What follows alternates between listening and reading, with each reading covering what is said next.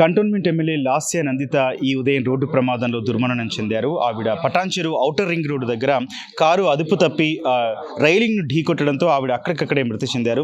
ఏ పనినైనా professional గా పనిచేసే వాళ్ళు కావాలా? మీకు దగ్గరలో ఉన్న ఎక్స్పర్ట్స్ తో వెంటనే కనెక్ట్ అవ్వండి. ఇప్పుడే టాస్క్ యాప్ ని డౌన్లోడ్ చేసుకోండి. ప్రమాదం తీవ్రతను చూస్తే ఒక్కసారి కారు ముందు భాగం అంతా కూడా నుజ్జు అయిపోయింది.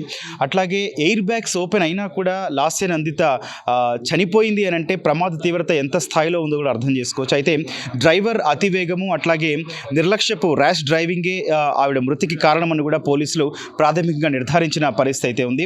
అయితే కంటోన్మెంట్ నుంచి సాయన్న మృతి చెందిన తర్వాత బీఆర్ఎస్ టికెట్ ఇచ్చింది. తర్వాత మొన్న జరిగిన ఎలక్షన్స్లో కూడా ఆవిడ బీఆర్ఎస్ నుంచి కంటోన్మెంట్లో గెలుపొందారు.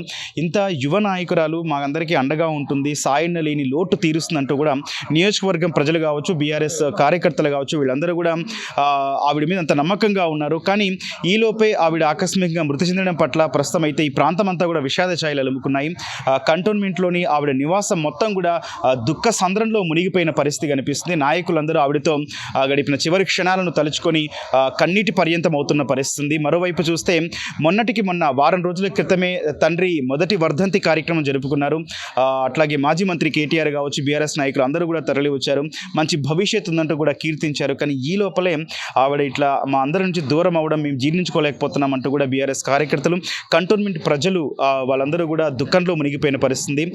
ప్రస్తుతం అయితే గాంధీ ఆసుపత్రిలో ఆవిడ మృతదేహం అయితే ఉంది. ఇంటి దగ్గర పరిస్థితి చూస్తే తన తల్లి వార్త తెలవగానే కుప్పకూలిపోయారు. ఈ ఉదయమే తెల్లవారుజామునే సదాశివపేట వెళ్తున్నామన్నట్టు కూడా మాకు తెలిసింది. కానీ ఇంతలోనే ఆవిడ శవమై తిరిగి వస్తుంది ఇంటికని కూడా అనుకోలేదు. పార్థివ దేహానికి నివాళులు అర్పిస్తున్నారు.